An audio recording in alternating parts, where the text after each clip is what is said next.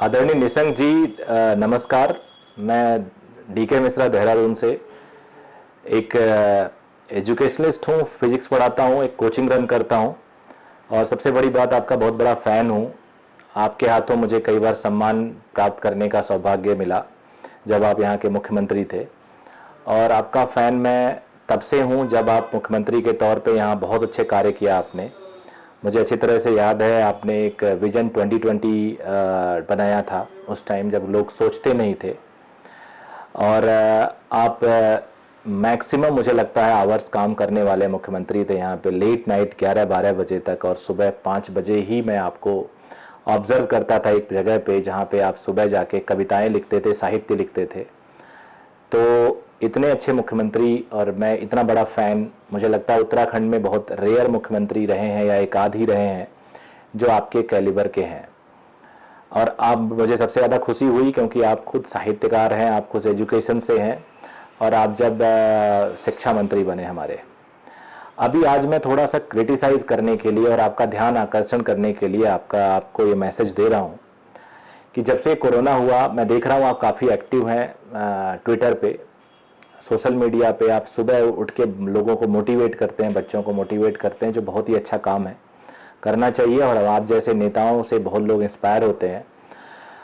लेकिन आज मैं आपकी तारीफ करने के लिए नहीं, मैं आप माफ़ी चाहूँगा कि मैं आपकी कुछ शिकायत के लिए आया हूँ क्योंकि आप हमारे जनप्रतिनिधि हैं, नेता हैं, तो आपसे ही शिकायत हम कर सकते हैं। जब से लॉकडाउन हुआ आपने तो टीवी पे, सोशल मीडिया के हिसाब से ऐप दिए बच्चों को, टीवी पे बच्चों की पढ़ाई करवा रहे हैं। But frankly speaking sir, education कभी भी ऑनलाइन, वो भी 18 साल के कम बच्चों का नहीं परफेक्टली हो सकता। जब हम क्लास लेते हैं एक बच्चे की तो आमने सामने बच्चा होता है, हम इंटरेक्ट करते हैं और बच्चे को डर रहता है टीचर मेरा सामने बैठा हुआ है, तो कोई भी अगर गलती करूंगा या करूंगी तो टीचर मुझे देखेगा।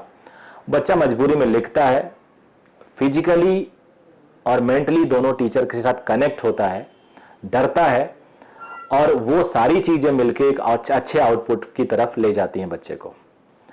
ये सारी चीजें ऑनलाइन में मिसिंग है। ऑनलाइन एजुकेशन एक सब्स्टिट्यूट है but it can not substitute the offline education. But अभी आप भी कुछ नहीं कर सकते हैं, मजबूरी है हमारी ऑनलाइन।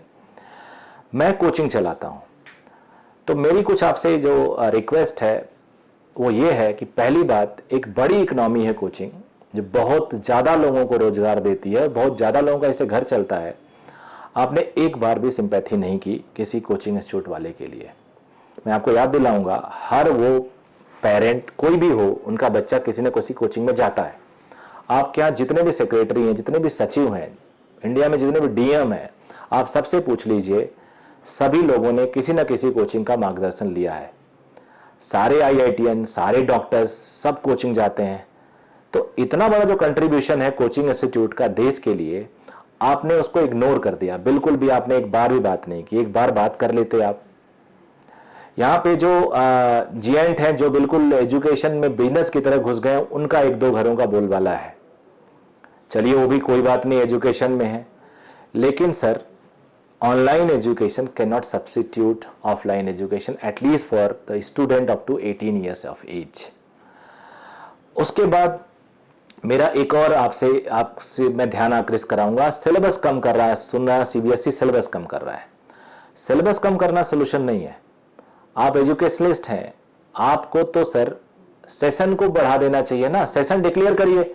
अगर आप अगस्त से पढ़ाई करना चाह रहे हैं तो डिक्लेयर करिए, पब्लिक डोमेन में लाइए कि इस अगस्त से लेकर अगले साल जून या जुलाई तक का सेशन होगा। 99% लोगों के माइंड का टेंशन दूर हो जाएगा। आप सेशन सितंबर से चलाना चाहे चलाइए, लेकिन डिक्लेयर करिए अगले साल जुलाई तक जाएगा, जून तक जाएगा। आप ये क्यों सोच रहे हैं कि सिलेबस कम करें?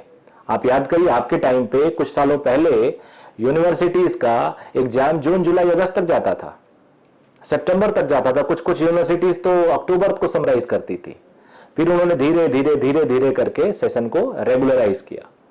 तो आप भी अगले साल जो हमारा अप्रैल में सेशन खत्म, मार्च में खत्म होता है, अप्रैल में खत्म होता है, वो अगले साल जून तक ले जाइए, जुलाई तक ले जाइए, उसके अगले साल एक कम करिए, उसके अगले साल एक कम कर दिए। 2-3 साल के अंदर आपके टेन्योर के अंदर ही सब बराबर हो जाएंगे। सिलेबस कम करना कोई सोल्यूशन नहीं है, बच्चों के साथ इनजस्टिस है। सिलेबस कम करना है तो कंपटीशन का भी कम करिए, आईएएस के सिविल सर्विसेज एग्जाम का कम करिए, पीसीएस एग्जाम का सिलेबस कम करवाइए, नीट का सिलेबस कम करवाइए, उसके बाद आईआईटी फर्स्ट ईयर का सिलेबस कम करवाइए, सेकेंड ईयर का सिलेबस कम कराइए, और इतनी चीजें फिर गायब कर दीजिए। सर मेरा रिक्वेस्ट है, आप सेशन को डिक्लेयर करिए। सिलेबस कम कराना सोल्यूशन नहीं है, इनजस्टिस है। 12वीं का सिलेबस अगर कम कर देंगे तो उसे दोबारा कब पढ़ाएंगे आप मुझे बताइए। और बच्चे का जो फ्यूचर कॉम्पिटिटिव एग्जाम्स है, बेस है, फंडामेंटल्स है, वो 12वीं के सिलेबस पे डिपेंड करता है। ये हम लोग इस बात को लेकर चिंतित हैं कि जब हमारा शिक्षा मंत्री, एचआरडी मिनिस्टर, आप जैसा कर्मठ प्रो स्टूडेंट, मुझे याद है आप जिससे मिलते हैं उसका नाम याद रख लेते हैं, भूलते नहीं है, और हम विश करते हैं आप बहुत आगे जाएं, बहुत अच्छा करें, वो अच्छा कर भी रहे हैं। बस यही रिक्वेस्ट है कि आप सेशन डिक्लेयर करें, लेट करिए कोई प्रॉब्लम नहीं, हम नहीं चाह रहे हैं कोरोना में आप डिक्लेयर करिए। जुलाई आपने प्लान किया, जुलाई लास्ट करिए, अगस्त करिए, मिड अगस्त करिए, सितंबर कर दीजिए, कोई दिक्कत नहीं, लेकिन सेशन का टाइम डिक्लेयर करिए, जिससे कि हम कोचिंग इंस्टीट्यूट वाले, स्कूल वाले लोग, बाकी लोग भी कम से कम एश्योर कर पाएं कि हम टाइम से सिलेबस कंप्लीट करेंगे, हमारे पास सेशन का टाइम है। अभी हम कंफ्यूज है, अभी हम पढ़ रहे हैं, कल हमने पढ़ा कि सीबीएसई सिलेबस कम कर रहा है। That is not a solution sir. Please आप टेक केयर करिए, और आप बहुत अच्छा कर रहे हैं। We are a friend of, we are your big fan sir. Thank you very much.